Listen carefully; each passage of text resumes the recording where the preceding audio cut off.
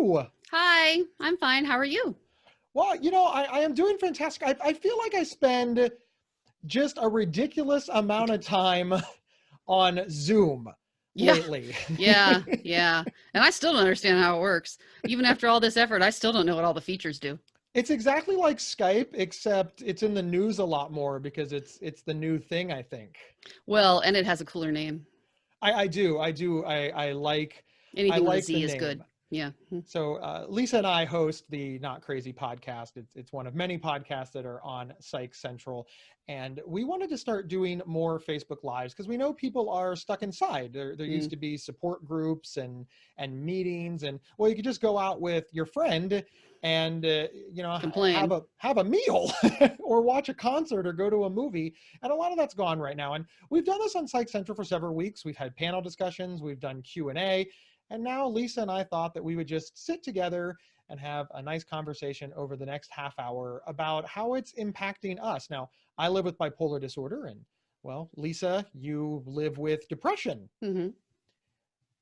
How is the quarantine hitting you? Not as bad as it is. Not as bad as it is you. Um, It's okay. It's gotten better. Well, my husband is now working from home, which is a little bit of a distraction because I always worked from home and this is my space, this is my area that he's interfering with during the work day. But we've gotten into a routine and he's doing a lot better at not annoying me. So yeah, it's been okay. Since we're on Facebook, I think it's only appropriate to use Facebook memes to drive the Oh, okay. conversation. So I'm not familiar. almost our entire discussion is going to be based on questions from Facebook memes. I think Questions it's from Facebook yeah. memes. I Okay. think that it's time that somebody holds the memes accountable. Now, for those who Okay. don't know, You didn't tell me that in advance. This is a good plan. yeah, for Yeah, yeah. those who don't know, I thought I'd surprise you. You See, could I have told me. I would have thought it was cute. after 20 years, I can still surprise The you. magic is still there. Yeah, I know. Listen, it's you are an introverted person. Yeah, I am an extroverted person. yeah, We're really night and day as far as this goes, yeah. which makes us great podcast hosts because we're different. I like to think so, sure. The first meme that I want to talk about is the meme that says, "Hello introverts, we've been training for this our entire lives." And there's other memes out there that say things like, I hate that we're under a quarantine because my life hasn't changed at all. Yeah. But it has changed. See, I saw that one too, and I actually thought because you were talking about how much more time you and Kendall are at home or how much money you guys are saving from not going out. And yeah, we have not realized that kind of savings, not at all. So apparently we don't go out that much, but it's not the same. People keep telling me that, well, you're always at home. This is just same for you. It's not a change because you already worked at home. Yeah, but there's a big difference between doing something voluntarily and having to do it. Aside from the childish aspect of as soon as someone tells you you can't do something, you want to go run and do it. But aside from that, you had the option. Or like, let's say you went out 5 times a week and now you go out zero, right? And you're like, well, that's really, but let's say I went out once a week. I'm still at zero. So I'm still getting zero amount of my going out needs fulfilled. I've noticed that during this entire pandemic, there's just been there's been like two camps. Like all of the extroverts are like, oh my God, the extroverts are going to die. Check in on them. They're not doing okay. And all joking aside, I do think, speaking purely as an extrovert, it's been extraordinarily difficult for me You've because struggled a lot more than I I, have. I like to be outside a lot.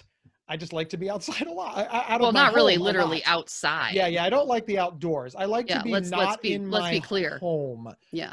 I realized during all of this, another Facebook meme, that my hobby was dining out. Yeah. I thought that was funny. I had not realized that was your hobby, but it totally is. Yeah. But the warring camps are the introverts don't have a problem, and the extroverts are all suffering very, very greatly. Now, I again, I want to go back to you specifically being an Okay. introvert. Are Okay. you having any anxiety or mental health problems because of the quarantine? Probably not, except of course that all the people around me are messed up. And so that, like, for example, you're just climbing the walls. And obviously your mood has a non-zero effect on me. Not as much as it did when we lived together, when we were married, but you know, when your best friend is struggling, there's some non-zero, sorry, there is some non-zero element of your struggling too. And you know, my parents are driving each other crazy, and so they're calling me to complain, and you know, well, not complain, to talk lovingly. So you know, there's some stress to that. There's stress to knowing that the people around you are in a bad way. Do you think that introverts in general are handling the quarantine better than extroverts? Or is that I just don't one of know. those things that it's sort of like playing the suffering Olympics? uh The pressure on you is still there. It's just different. The yeah, pressure on extroverts is still there. It's just yeah, different. I would totally go with that. And you also have to consider it's not just about what we can and cannot do, it's the reason behind it. Right? It's not just, oh, the quarantine, the place is shut down and I can't go out to eat. Yeah, but you can't go out to eat because there's a deadly disease rampaging the country. All right. So that's very stressful for everyone, personality traits or not. Let's talk about that for a moment, because I think it gets lost in all of the mental health, COVID-19, quarantine, pandemic, emergency discussions. We talk about being locked, and I'm making air, I don't know, I'm not on Locked. a Okay. podcast, people can see me. They We could say talked about how we're lockdown. locked in our house. Again, Right. Facebook meme. What if we change the word locked to we're choosing to stay home to protect Right. our friends and Exactly. family? And the way that we're talking about Reframe. that, yeah. And do you think that that's a beneficial thing to do? Yes. Do you think that the anxiety is being caused because we're looking at it as a lockdown rather than looking at it as a safety precaution? Not all of the anxiety, obviously, but I think there is some non-zero benefit to not looking at it that way. Yeah, you totally, because it gives you agency. When you say, "Hey, I'm doing this to protect myself, my family, my countrymen, my, you know, my fellow Americans." When you look at it that way, you have control and agency over it. Whereas, "Oh my God, I'm being forced to stay inside." You don't have any control over that. So how can that not be a benefit to your mental health?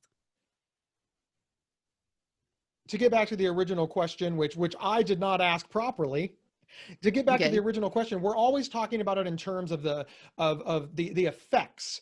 You know, the effects of the COVID-19 is the quarantine, and we're all ultra focused on the quarantine. Yeah. What are the effects of knowing that there's Right. an Exactly. illness running Yeah. around? I don't think people are talking about that enough. We're talking about being stuck inside our homes or not being able to go out to dinner or concerts or movies, Right. etc.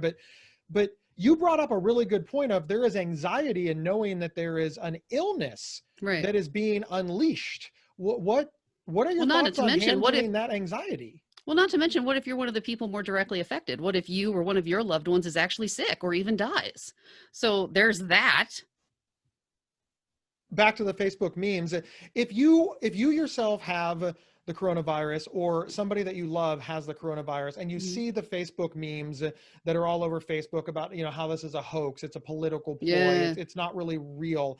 What are your thoughts on handling that? Because I can imagine that knowing that you're sick or that somebody that you love is sick and then seeing somebody pretending, denying it, buying into the conspiracy theories would be very difficult. What are Yeah. your thoughts on that, Lisa? Well, yeah, I assume that would be very, very difficult. And I don't know that I want to speak to how difficult that would be, but I imagine it's the same as, I don't know if these are good examples, but it's the same as, how do you feel when you see anti-vaxxers? You think, oh my God, and that bothers you, right? And you're worried about yourself and your family getting measles. Or then, like, a really extreme example, those poor Sandy Hook parents and the Sandy Hook truthers. Oh my God, how do they survive? How incredibly horrible. Someone to tell you, hey, your kid isn't really dead. So, I, yeah, I don't even know what the answer is. That it's horrible. It's horrible. Although not as horrible as for some. It sounds That's a like to bad me what answer. you're saying is that the conspiracy theories unfortunately are just part of our culture, and whether we're Yes. in the midst of a Ooh, global you're saying pandemic it or better. whether it's just Tuesday, Yeah. it's going to Yes, happen. yes, yes. You say it better than me. What I'm trying to say is that whether it doesn't matter what it is, you have the same feeling as all that crap is all around us all the time, always. So whatever that feeling is, that's the feeling you have now. one of the things that I think is very interesting is there is like that little slice of normalcy, and I don't know if normalcy is a I word. think it's normalcy. I actually don't know. We Normalcy. should look that up. There's this little slice of normal, and knowing that even in the midst of a global pandemic, there's conspiracy theories. There's people that don't trust the Yeah. media. There's people who don't trust the government. There's people who put their own spin on it. There's people who say, Well, I don't trust the I government, went but there is to- some stuff we can trust them on. all right, let me finish, Lisa. I don't want people to think I'm out there trusting the government. Got to correct that immediately. Go ahead. Sorry. Anyway. Can't let that go by for even seconds. No, sincerely, what I'm trying to say is that even in the midst of all of this, in all of this, people are still behaving stereotypically. And what I try to remember is that what I would have done before the pandemic, if somebody would have said, oh my God, Gabe, you don't have bipolar disorder. Bipolar is fake. You know, the anti-psychiatry people are out. I wouldn't have really paid them much mind. I would have muted them on Facebook. You know, going back to social media, excuse me. This is a good example. Going back to social media, I really think that we need to remember how we handled things like this before before the global pandemic, and handle it now. And the truth is that when I see people spread conspiracy theories, etc., about the pandemic, I either mute them, block them, unfriend them. I just don't pay them any mind, because I think that paying them mind, one, allows them to expand. It actually it broadens their audience. Yeah. Number one, ignoring them makes their audience smaller.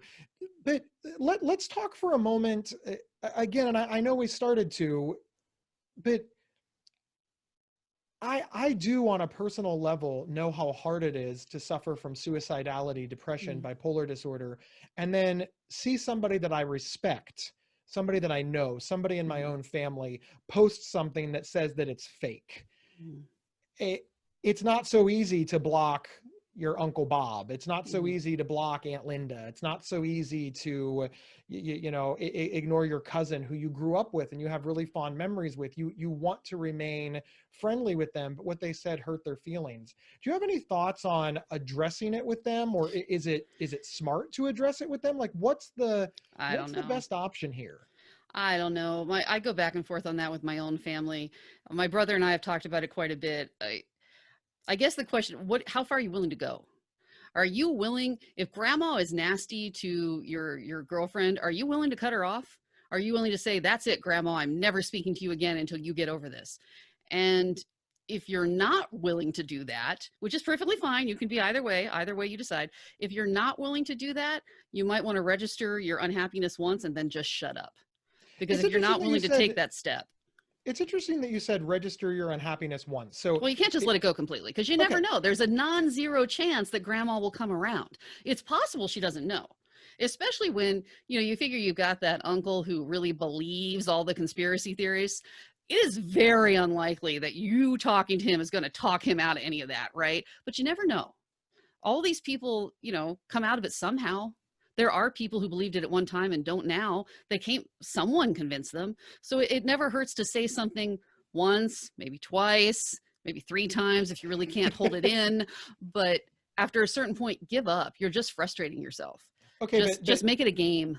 Let's talk about this for a moment. The addressing it once. There's so many ways to address conflict. Yeah. You can come in screaming and yell and call him an SOB. You can post all over Facebook that he's a stupid idiot. I'm going to let's just skip those, because those are bad ways to address it. Lisa, do you have some hints and tips on how to sit grandma, uncle, cousin, friend, Bob, whomever down and discuss it with them? Because sincerely, there is a right way and a wrong way to handle a disagreement in the family. And we want to give ourselves the best odds of reaching, I don't know, like what's the word I'm looking for here? Detente? Of reaching a detente or reaching common ground. Yeah. What would you recommend? Well, what would you recommend? I would recommend asking Lisa. Okay. Lisa has you're really cutting yourself short here. Sincerely, Lisa, why do you keep asking me questions? I feel like I'm being interviewed. Well, but you haven't asked me any questions. I feel like I'm being ignored. Okay. Also, the whole time I talk, you keep talking. So Every word out of my mouth, you respond with something. So I figure Okay, you want to okay, talk okay. more. Okay, fair, fair, fair. Fair statements all, Gabe. Fair statements all. Okay, so the question is, how do you approach this? Well, I guess it depends on who it is. Is it some tertiary family member you don't really care about, or is it someone you really do I care really about? don't think it matters. I think the rules are the same. Respectful dialogue about a disagreement has, it doesn't matter if it's mom, dad, grandma, or a stranger. We have to be able to respectfully disagree. There's just far too many things in our society for us to find one person that we agree with everything. I love my wife. My wife is the greatest woman that ever existed, and I picked her out of all of the people in the world that I had a choice of, right? We don't I agree like how on you added in a everything. qualifier. Well, yeah, Scarlett Johansson said no. I picked her Yeah. first. But since you understand what I'm No, you did. saying, right? Yeah. I just, you can't expect to agree. So how do you respectfully disagree with people? How do you broach the subject in a way that doesn't make people mad? And I feel that you're selling yourself short not answering this question, because you've done it a lot. You've done it in your own family. You've done it with my family. But most importantly, you and I do it constantly. We disagree on almost everything. How on earth are we friends? Well, one, that's not true. But Yes, two, it is. no, it's not. Case in point. You did that on purpose. Did I? Oh, I don't agree with that. woo, meta. Anyway, okay. So I guess what I would say is that you do just like you said, make your point and get out. Sit down, try to pick a neutral location, try to pick a neutral time. Like, as much as you want to say something immediately after the insult, try not to. Try to approach it at a time when you're both are a little bit lower, when neither one of you are worked up. And like you said, short I statements, declarative sentences, and make it all about you. Don't make it, hey, you're an idiot when you say these stupid things. Say things like, when you say X, I feel. When you do X, I feel. All the I statements you've ever been practicing. I am curious. I want to stop you right there. I'm curious as to why you mock I statements. I mean, like sincerely, even I don't in your, know. You're right. I I should probably completely stop. agree with them, and I think you would too. If I You know. said it makes me feel like you're not taking this seriously Okay, when that's you fair. mock That's I fair. statements, that's what you want. If I said you're a jerk for mocking you would get angry. So I know that you Okay. believe in I statements, yet you kind of mock them. I've Hmm. noticed that a lot of people do that. I do, It's yeah. stereotypically a male trait, just so you know. From leading support groups for all the years, all the men say things like, I use I statements. And I'm like, Right. did it work? Yeah. So while acknowledging that it helped their relationship or their marriage, their sobriety, their mental health, they're mocking the thing that clearly worked. It's unusual that you do it, especially since you're certified in I do it all the teaching time. it. I actually never thought about that before. You've actually made an excellent point there. I do always mock I statements, and that's a good point. Why do I do that? You're right. That is I got nothing. That is an excellent point that I had not noticed, and I should probably stop doing that. You heard it here first, ladies and Huh, gentlemen. Gabe Howard who knew? won an argument with Lisa. Woo! Didn't see that coming. Yeah. And neither Lisa, did you. sincere, yeah, neither did I. One of the things that you always told me when I would get angry at people, Lisa has supported me in mental health advocacy for well over a decade. And I have heard, as anybody who has lived with mental illness, has been around mental health advocacy, or frankly, any type of advocacy, somebody has said something hurtful to them. Mhm. And Lisa has grabbed my collar many a time when I start to run towards them to save the day, and said, stop tomorrow, wait. Just think about this, get your thoughts in order. And that's really where I was kind of leading you, because you're really good, especially when we Thanks, serve Gabe. on panels. Lisa and I have code. Sometimes she'll see me lean forward to the microphone, and she'll put her hand on my shoulder. And I know that's code for, you didn't count to 10 and you're about to say something you're going to regret. And the reason that I bring this up is because obviously that's in public and it's very hard to take things back publicly. But this has served me well one-on-one, because we need to be able to respectfully disagree. But one of the things that you didn't say, Lisa, was remove the audience. And I think that is Okay, very yeah, important. that's probably true. Don't tell grandma, grandpa, Uncle Bob, favorite cousin, while sitting at Thanksgiving dinner, that they hurt your feelings or they're going to dig in. Invite them to coffee. Pull them aside. one-on-one use I feel really bad when you make fun of my illness, or I feel really bad when you say stuff that disagrees with my values or ethics or beliefs. I just think it works better when it's one-on-one, because then you guys are making a deal. One of the things that we did in my family, strangely, and I have no idea how, is filled with hardcore conservatives, extraordinarily liberal liberals, and everything in between.